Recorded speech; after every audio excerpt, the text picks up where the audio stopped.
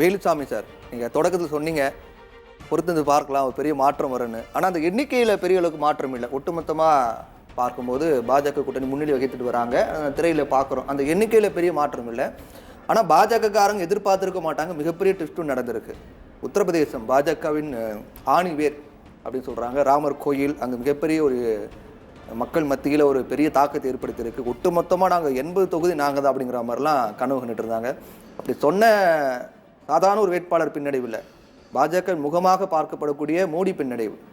எப்படி பார்க்குறீங்க? அதுங்க மனசே நொறுங்கிருப்பார். நான் அப்படி சோகத்தில் இருக்கேன், நீங்கள் சிரிக்கிறீங்க. என்னங்க அவதார புருஷனை பரமாத்மாவே தோக்கடிக்கிறதா? இது என்ன நாடுங்க அது? மனுஷனே கிடையாதுங்க அவரு. ஆனால் நாம நினச்சிக்கிட்டு இருக்கோம் தேர்தலில் நிற்கிற மனுஷன் மட்டும்தான் நிற்க முடியும்னு. பரமாத்மாவே நின்னாரு. தேர்தல் விதிமுறை மீறின செயல் இல்லையா அது? ஆமாம், யாராவது கோர்ட்டுக்கு போயிருக்கலாமோ? போயிருக்கலாம். தப்பு பண்ணிட்டாங்க. அதாவது நடவடிக்கை எதிர்ப்பாங்களா தேர்தல் ஆணையம்?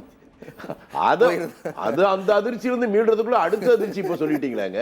சீதா மாதா வேற தோத்துக்கிட்டு இருக்கு. ஸ்மிருதி இராணி பாத்தீங்களா? கரெக்டா உங்களுக்கு தெரியுது.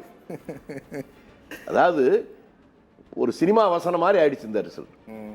ஃபர்ஸ்ட்ல யாரு ஃபர்ஸ்ட்ல வர்றாங்கிறது முக்கியம் இல்ல, லாஸ்ட்ல யாரு ஃபர்ஸ்ட் வர்றாங்கிறது முக்கியம். ஒரு சினிமா வசனம் என்ன சொன்னீங்க? காங்கிரஸ் முதல்ல முன்னிலை 100 இடத்துல முன்னிலைங்க, 120 முன்னிலைங்க, 150 முன்னிலைங்க, 170 முன்னிலைங்க. இப்பதான் 220 தாண்டி சொல்லிட்டு இருக்கீங்க. இன்னும் நேரம் இருக்குல்ல, போக போக அது அப்படியே 300 தாண்டி போகும். காங்கிரஸ் முன்னிலை அந்த இடத்துல தான் போகும். நாங்க மேல போய்கிட்டே இருக்கிறோம், அவங்க கீழே வந்துகிட்டே இருக்கிறாங்க. அதுதான் உங்களுடைய முன்னிலை நிலவரம் காட்டுவது. உத்தரப்பிரதேசம் மிக சரியான உதாரணம். 62 இடங்களில் போன முறை வெற்றி அடைந்த அந்த உத்தரப்பிரதேசம் இன்றைக்கு அந்த கோட்டை கொத்தளங்கள் சரிந்து சுக்குகளாக போயிருச்சு.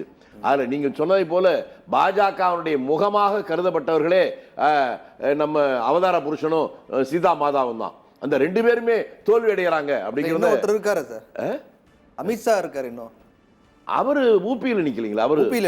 அவரும் பின்னடையா? இல்ல இன்னும் வரல. அவர் முன்னிலை அடுத்து வரும். இது வந்ததுக்கு அப்புறம் என்னங்க அவதார புருஷனே தோக்குற போது அவதாரத்தினுடைய பக்தனா இருக்கிறவர் அவர் எப்படி ஜெயிப்பாரு? அவரே அதை விரும்ப மாட்டார். பரமாத்மா தோல்வி அடைந்ததற்கு பின்னால நான் வெற்றி அடைவதா எனக்கு வேண்டான்னு சொல்லிடுவாருங்க. அவர் வெற்றி வேண்டான்றவர், அவரே வேணான்றார். நீங்க வெற்றி கொடுத்தா கூட வேணான்றார். இந்த ஆக சரியாத்தான் போயிட்டு இருக்கு. முடிவு நல்லபடியா தான் நடக்கும் நான் நம்புறேன்.